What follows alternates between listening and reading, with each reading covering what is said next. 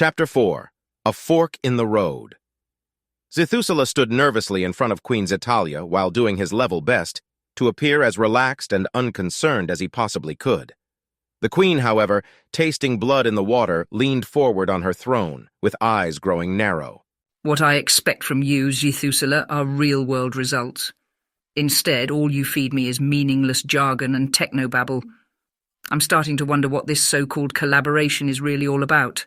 Care to enlighten me? Despite his best efforts, Zethusela caught himself clearing his throat awkwardly. My queen, I truly do wish that there was another way. But, well, progress in science is not something you can just rush or cut corners on, regardless of how much you may desire to do so. It yields results only when all the necessary work has been done, no matter how long or arduous the road. My queen, only an unrelenting commitment to the scientific method will lead us to the fountain of knowledge that you so richly deserve, and knowledge, as well you know, equals power. Zethusela shuffled in place nervously before continuing. Trust me, my queen. The time I have spent with the good doctor has yielded truly remarkable progress. In the years to come, I have no doubt the fruits of that knowledge will bear a bountiful harvest, while I continue to master the dark arts of neural mechanics. All I ask of my queen in return is the humble wisdom of her patient forbearance. Zetalia relaxed back onto her throne, as if everything now made perfect sense. Years, you say? Well, when you put it like that, I find myself in violent agreement. For is it not indeed my wisdom, hard-earned over countless millennia, that has taught me to know the difference between the judicious application of my own queenly patience and the dim-witted idiocy of a gullible fool? Zethusela narrowly managed to avoid taking an involuntary step backwards as the queen continued to regale him with her wrath. So then, I ask you now, Zethusela, which do you suppose me to be, the former or the latter? But wait, I'll save you the embarrassment of answering me with yet another lie, and instead make this as clear as I possibly can to a recalcitrant Jihari child, who apparently still believes that he can outwit his own mother. You will demonstrate to me actual real-world proof of the progress you have made, for all the time you have so far invested with the good doctor, and to be presented and delivered within the next 5 days. Failing that, your farcical so-called collaboration will be brought to an abrupt and brutal end permanently. Now get out of my sight and don't return until you have something truly useful to show for it. Zetalia watched the back of her rapidly retreating Jihari scientist with a grim sense of satisfaction. That one was always going to be trouble, and she knew the truth of it right from the very beginning. After all, who in their right mind would choose to study deep Zcadian history, and almost before they had even managed to climb out of their egg sac? No, it simply wasn't natural. A Jihari liberal conservationist was by definition a contradiction in terms, and to make things even worse, in a disturbing number of ways, he seemed unnervingly similar to that ancient pain in the ass, Zmodian 97, and that alone was a deeply troubling thought. The last thing she needed right now was another Jihari revolutionary thinking they could actually make a difference. Still, it could not be denied that he possessed a once-in-a-millennia brilliance, and she would make damn sure that she had extracted every last drop of it before he crossed the line and simply became more trouble than he was worth. Queen Zetalia let out a long, suffering sigh as she continued to ponder the Jihari scientist's secretive machinations. The problem, of course, was she couldn't help but feel she was missing something important, and if her long list of lives had taught her anything at all, it was her finely tuned instincts rarely led her astray. Dr. Sikatika was a known quantity, stretching back nearly 7 millennia, even if he didn't know the truth of it himself. It seemed extremely doubtful then that this collaboration was anything other than what Zethusela had actually claimed it to be. Indeed, the good doctor had vehemently resisted participating in this so-called research right from the start. No, as far as she was able to determine, Sikatika's reluctant disposition remained completely unchanged and was only kept in check by the simple fact that she herself had quite literally bullied him into it. The bottom line was this: the numbers simply didn't add up, so delivering an ultimatum to put up or shut up was exactly the right play. It was going to be very interesting indeed to see what, if anything, came of it. Of course, there was always the remote possibility he was sitting on something really big, but due to his pitifully idiotic political views, refused to share it with the rest of the nest. Well, whether or not she got to see inside the bizarre mind of Zethusela's delusional clusterfuck of brains, he would soon find himself at a fork in the road, with one of them offering a much shorter future than the other. So, choose wisely, my naive young scientist, choose wisely. The all-too-familiar hum of the counter-surveillance measures kicked quickly back into life as Zethusela earnestly scurried his way into the doctor's clinic. I'm telling you, Shikatika, things are coming to a head. I either deliver some meaningful progress to Zetalia, or all of this is over for good. I might also hasten to add that I have a strong suspicion that it is not only our collaboration that is on the line here, but my actual life as well. The doctor was just about to tell the young Shihari scientist he was being overly melodramatic, but immediately realized such words would have sounded contemptuously patronizing, even to his own ear. No, he owed the scientist better than that.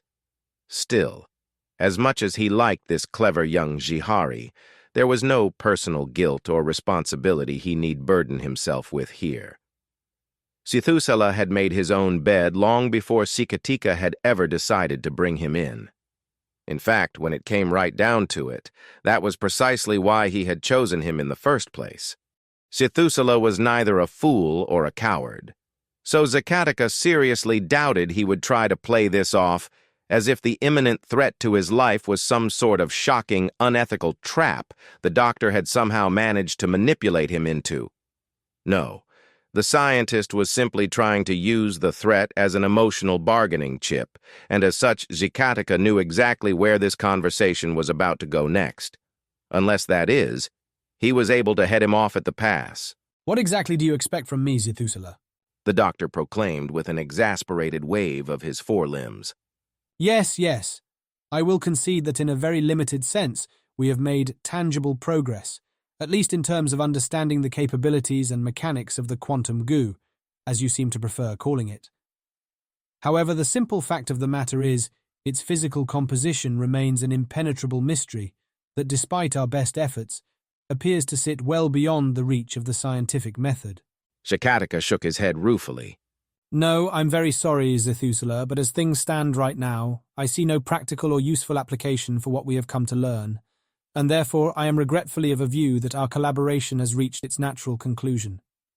We have achieved as much as I think it is possible for us to achieve, and what knowledge we have so far managed to procure tells me it should forever remain a secret. Our species is simply not ready for such revelation, and in all probability, never will be. Zethusela glared defiantly at his colleague, clearly not yet ready to concede the point, or at least, not the whole of it. Doctor, you are right, of course, that what we have so far managed to learn would very likely spell disaster for the entire Zircadian species, were it ever to actually enter the public domain. I also have to somewhat reluctantly agree that our lack of progress in understanding the material properties of the quantum goo means our ability to harness it through, say, synthetic fabrication remains a complete fiction that science will almost certainly never be able to penetrate. However... Here it comes, Zakatika thought to himself grimly. Let us speak frankly, Doctor. There still exists a potential application that remains infuriatingly unexplored, only because you yourself have been unwilling to take that last crucial step. It is not the loss of my own life that I fear, but the waste of its potential. I have danced at the edge of my annihilation for most of my life, such that it is, and I've chosen to do so because I am determined to make a difference. No, I'm very sorry, Dr. Shikatika, but you cannot legitimately argue ethics or Hippocratic oath, as within these very walls sit tanks that grow zixolotl clones, whose body parts and organs are harvested, to benefit the privileged Shihari few. Now please understand, I am not offering pious judgment, and even if I was, it would certainly not be upon you but on the queens themselves, who long ago adopted this biological technology in order to improve both the length and quality of life of their own Shihari children. Zethusela's expression now became deeply plaintive. No, all I'm asking of you, Doctor, is one final experiment, that when one of your zixolotl clones becomes non-viable, we attempt to transfer its mind to my newly developed mesh quantum brain technology, rather than just callously leaving it to die. Please, Doctor, try to understand we are talking about a mind with no past or future, but a mind nonetheless, and one of complex neurological sophistication. A mind that may yet open the door to a truly sentient machine, whose capabilities can then be extended far beyond even our wildest imaginings. Dr. Shikatika raised his forelimbs instinctively, as if to defend himself from some unseen but very dangerous assailant. I might want to remind you that there are far worse things than death, Zithusula. My fear is not that this should fail, but that it might actually succeed, and neither you or I know exactly what it will mean or where it will lead. Scientists are not gods, and a scientist who thinks that he is neither. So what are you, Zithusula, scientist or god? I am exactly what you think I am, Dr. Shikatika, and it is for that reason alone I wish to shine a light into the impenetrable dark. If we don't like what we see, then we can close that door forever. Who knows? Maybe there won't be anything there to see anyway. Then at least we will truly know that we are at the end of the road. Please, I'm begging you, Doctor, don't choose the path of ignorance, not when we have already come so far. Just one more experiment, even if it turns out to be the last one of my life. And let's try not to forget, my good doctor, that it was you who found me, not the other way around. I only seek to finish what you yourself started.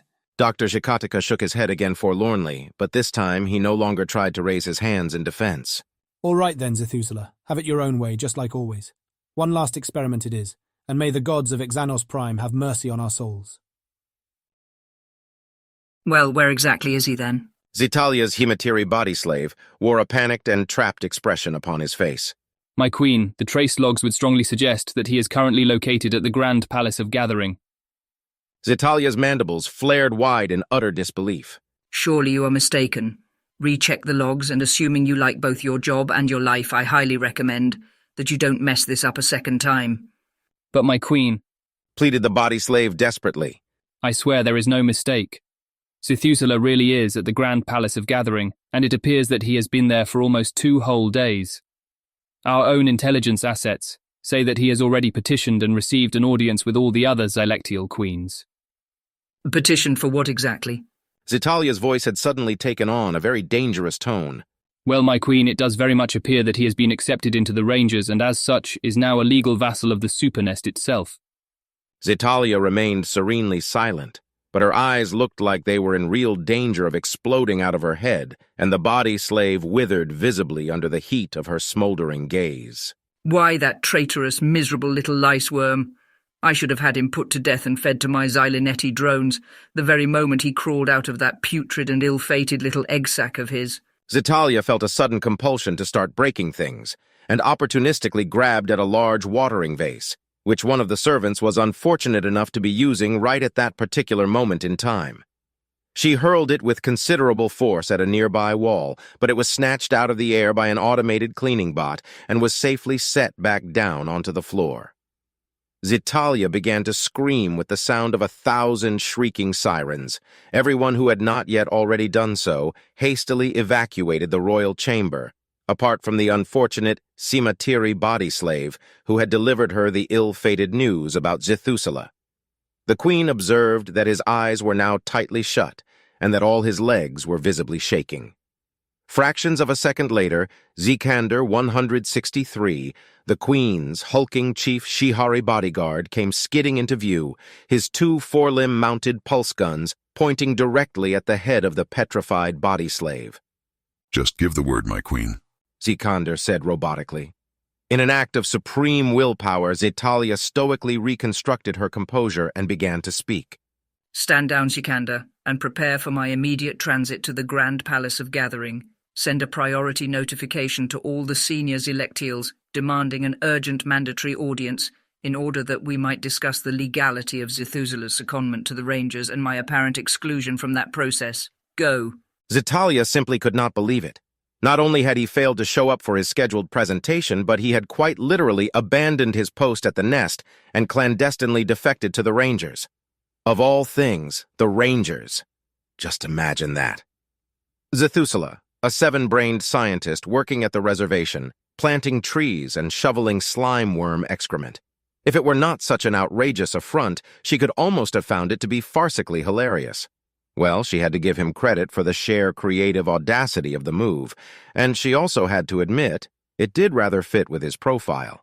When all was said and done, it was something she might actually have been able to predict, and perhaps even should have, given his bleeding heart, save the planet from the terrible Zircadian plague mentality. Why, oh why?